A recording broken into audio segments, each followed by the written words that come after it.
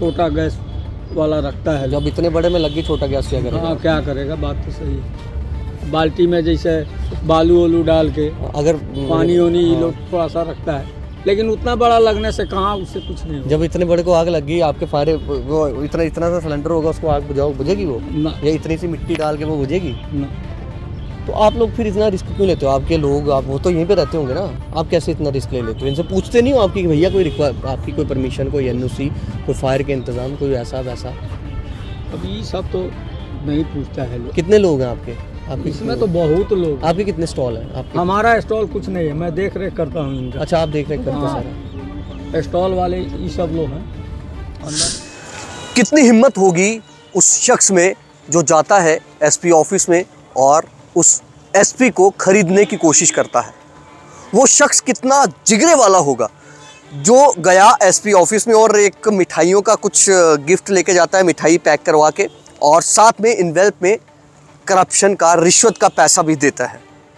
और वो कहता है मैडम ये लीजिए और मेरे काम को आगे एक्सटेंशन दे दीजिए, यानी कि मैंने जो एग्जीबिशन लगाया है उसकी एक्सटेंशन कर दीजिए। दरअसल मैं इसी जो ये ट्रेड फेयर लगा हुआ है 2023-24 Jammu trade fair exhibition cum sale, इसकी बात कर रहा हूँ। और मामला आपने सुना भी होगा, नहीं सुना तो हम आपको बता देते हैं।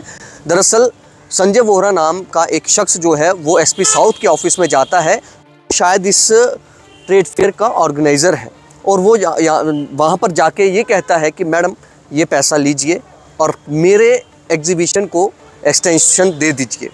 जबकि हमारी एसपी साउथ से जब बात होती है तो वो बताती हैं कि 31 दिसंबर तक इनके पास जो है परमिशन थी। ये एसपी साउथ के मुताबिक हम बात कर रहे हैं। और जब वो एसपी साउथ को इसकी परमिशन बढ़ाने के लिए बोलते हैं तो रिश्वत देने की बात आती है तो मैडम आग बबूला हो जाती हैं। और उस ऑफिसर की भी दाद देनी होगी। पुलिस को अक्सर कई बातों के लिए जब चर्चा होती है पुलिस को लेकर तो कई तरह के इल्ज़ामात जो हैं पुलिस पर लगते हैं, लेकिन यहाँ पर अगर बात की जाए पुलिस की तो उस अधिकारी ने सीधे तौर पर बता दिया, आप चाहे रसूख वाले हों, चाहे आप पैसा दे के ख़रीदना चाहते हो, हम ऐसा नहीं होने देंगे। और उन्होंने तुरंत इसकी कंप्लेन जो है, शिकायत जो है एसीबी में कर दी। एसीबी ने संजय वोहरा को अरेस्ट कर लिया और उनसे जो बरामद हुआ उसमें बताया गया कि वो स्वीट्स हैं और इनवेल्प में 30,000 रुपये की रकम थी जो रिश्वत के तौर पर एसपी को दी जा रही थी। लेकिन उन्होंने सख्ती बरतते हुए उन पर उनके खिलाफ शिकायत दर्ज करवाई और इसे पुलिस ने अब बंद कर दिया है। लेकिन आप देखिए, सबसे बड़ी बात यह है कि अभी भी लगता है जो यहाँ के लोग जो अंदर काम कर रहे हैं, जिन्हें यहाँ पर स्टॉल लगाने के लिए लाया गया है, उनको ये भी मानना है अभी भी कि ये थोड़े दिन में इसकी परमिशन ग्रांटेड हो जाएगी।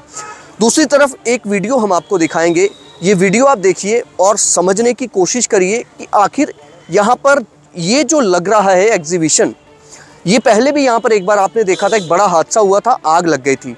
और उससे पहले भी हमने एक बार खबर करी थी तो हमें भी कई तरह से, कई जगहों से कॉल्स आए थे, फ़ोन कॉल्स आए थे कि भैया छोड़िए इस खबर को, मत करिए, मेरे इसने लगाया है, मेरा रिश्तेदार है, मेरा फला ढींग, ऐसे ऐसे सारी रिश्तेदारियाँ जोड़ दी जाती हैं यहाँ पर। लेकिन रसूख देखिए कि किस तरह से ये सारी चीज़ें मैनेज होती हैं। एसएसपी ट्रैफिक से जब हमने बात की इस मामले में कि क्या आपने परमिशन दी, उन्होंने कहा हमें ट्रैफिक कंजेशन देखना होता है, ऐसे तो हमारे से कोई परमिशन होती नहीं है। लेकिन आपको बता दें कि इनके लिए बाकायदा एनओसीज होती हैं, fire and emergency services department की एनओसी होती है, ट्रैफिक पुलिस की होती है, लोकल पुलिस की होती है, जम्मू म्यूनसिपल कॉरपोरेशन की होती है।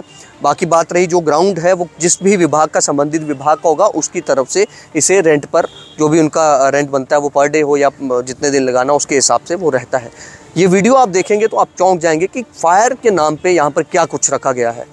तब जब आग लगी थी तो तब भी यही चीज़ सामने आई थी कि यहाँ पर फायर के उस तरह से, फायर एंड इमरजेंसी सर्विसेज के उस तरह के इक्विपमेंट्स यहाँ पर नहीं थे कि आग को बुझाया जाता। हम लोगों को पुलिस वाले आए, बोले कि बंद कर दो। अच्छा, तो मैं भी यहीं था, तो मैं आया, सबको बोल दिया कि हाँ जी अपना अपना दुकान में पर्दा लगा के बंद कर दो, परमिशन नहीं है, ये लोग बोल रहे हैं। अच्छा। तो इन लोगों के पास में नहीं गया होगा। तो अब ये क्या बोले, कब तक खुलेगा? जो 4-5 दिन का तो बताते हैं कि परमिशन हो जाएगा तभी खुलेगा। अच्छा, मुझे एक चीज़ बताओ तिवारी जी, एक बार आपको पता है आप कितने साल से लगा रहे हो यहाँ पे? यहाँ पहली बार? बहुत दिन से आ रहा हूँ। नहीं, इससे पहले कभी लगाया? पहले कभी आते थे? हाँ। पहले कब आए थे यहाँ पे? पहले ही जो लॉकडाउन लगा था उस समय भी आए थे। उस समय आए थे आप? जब ये अच्छा, एक बार यहाँ पे आग लग गई थी उस समय वो हम लोगों का स्टॉल था, हम लोगों का नहीं। मुझे ये बताओ, जब आप यहाँ पर आते हो, जैसे ही खतरा होता है ना इन स्टॉल्स में, कोई फायर अरेंजमेंट्स वगैरह क्या रहते हैं? हाँ रखता है लोग, छोटा गैस वाला रखता है। जब इतने बड़े में लगी छोटा गैस क्या करेगा? हाँ क्या करेगा, बात तो सही है। बाल्टी में जैसे बालू वालू डाल के अगर पानी वानी ये लोग थोड़ा सा रखता है, लेकिन उतना बड़ा लगने से कहाँ, उससे कुछ नहीं होगा। जब इतने बड़े को आग लगी आपके फायर, वो इतना सा सिलेंडर होगा, उसको आग बुझेगी वो ना, या इतनी सी मिट्टी डाल के वो बुझेगी ना। तो आप लोग फिर इतना रिस्क क्यों लेते हो? आपके लोग, आप वो तो यहीं पे रहते होंगे ना, आप कैसे इतना रिस्क ले लेते हो? इनसे पूछते नहीं हो आपकी कि भैया कोई आपकी कोई परमिशन, कोई एनओसी, कोई फायर के इंतजाम, कोई ऐसा वैसा? अभी सब तो नहीं पूछता है लोग। कितने लोग हैं आपके? इसमें तो बहुत लोग। आपके कितने स्टॉल हैं? आपके? हमारा स्टॉल कुछ नहीं है, मैं देख रेख करता हूँ इनका। अच्छा, आप देख रेख करते हाँ, सारा? स्टॉल वाले ये सब लोग हैं, अंदर में है। अच्छा, टोटल कितने स्टॉल है इसमें? इसमें टोटल स्टॉल होगा 40 स्टॉल होंगे। हाँ।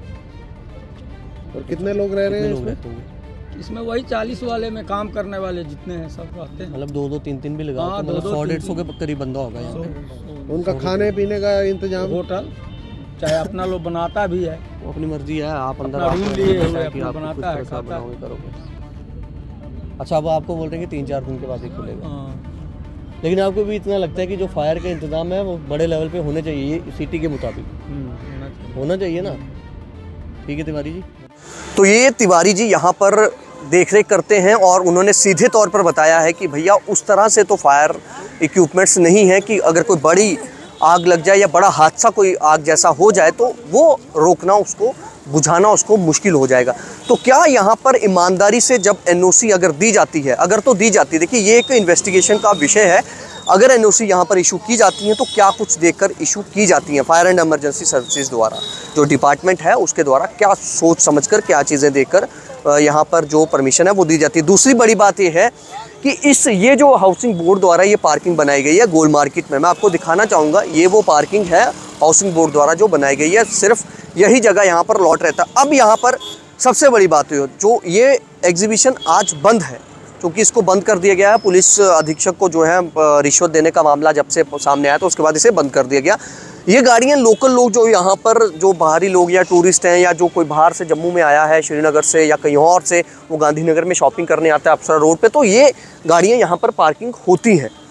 तो आप किस आधार पर इस पार्किंग को सिर्फ इसके लिए आप निर्धारित करते हैं? आप कहते हैं कि हाँ जी ठीक है आपके पास ये पार्किंग है, तो फिर अगर यहाँ पर आप इनको ये पार्किंग दे देंगे तो फिर बाहर वाले कहाँ जाएंगे? सबसे बड़ी बात ये है। फिर ऐसे में क्या होगा, ऐसे में यहाँ पर लोग आगे पीछे गाड़ियाँ जब खड़ी करेंगे तो ट्रैफिक वाले आ जाएंगे, आप गली के बाहर भी लगाएंगे तो ट्रैफिक वाले फ़ोटो खींच के ले जाएंगे। तो ये दोहरे मापदंड क्यों?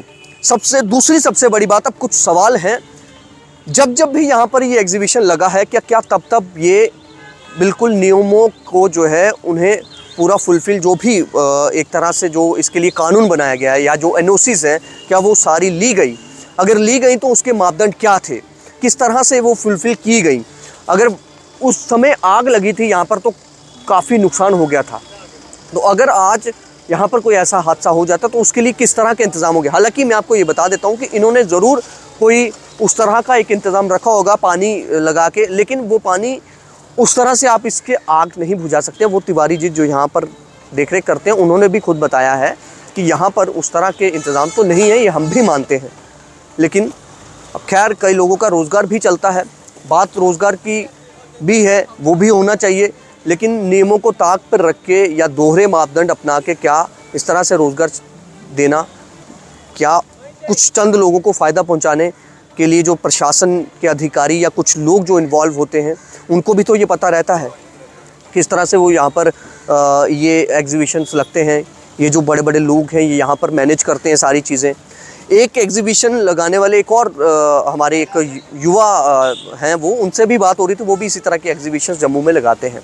उन्होंने भी यही बताया कि मैंने भी एक जगह यहीं पर जम्मू में बगल में ही कहीं जेडीए के प्लॉट में लगानी थी, सारी मेरी परमिशंस हो गई थी, लेकिन पुलिस द्वारा मुझे परमिशंस नहीं दी गई, अनुमति नहीं दी गई कि आप लगाइए, क्योंकि उन्होंने कहा कि एक सिक्योरिटी रिसेप्शन है, सिक्योरिटी थ्रेट को लेकर हम आपको परमिशन, इलाके में बहु प्लाजा इलाका था वहाँ पर हम आपको नहीं दे सकते। तो क्या गांधीनगर में जब ये इस तरह की एग्जीबिशन लगाई जाती है तो ये कभी पूछने की कोशिश की जाती है? अब इसमें इन डेप्थ इंक्वायरी होना बेहद ज़रूरी है और प्रशासन को ये भी बताना चाहिए कि यहाँ पर जो फुलफिल जो करनी थी, जो आपकी रिक्वायरमेंट थी, क्या वो फुलफिल की गई थी?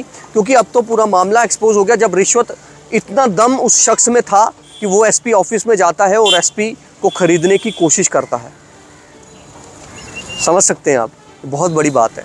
कहने को छोटी लग रही है और 30,000 की रकम भी छोटी लग रही है, लेकिन एक एसपी को खरीदने वो बंदा चला गया, उसमें कितनी दिलेरी होगी।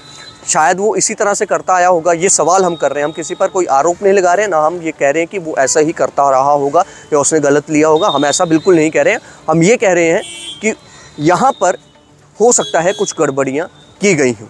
फिलहाल आप देखते रहे जम्मू संवाद। नमस्कार।